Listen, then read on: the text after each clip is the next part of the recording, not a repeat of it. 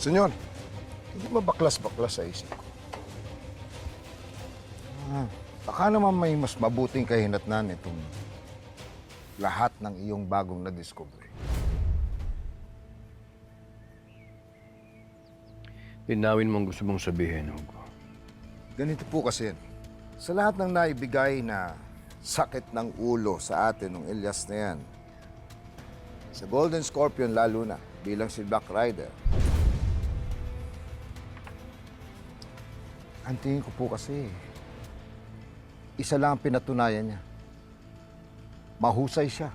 Dugunyong nananalaytay sa kanyang mga ugat.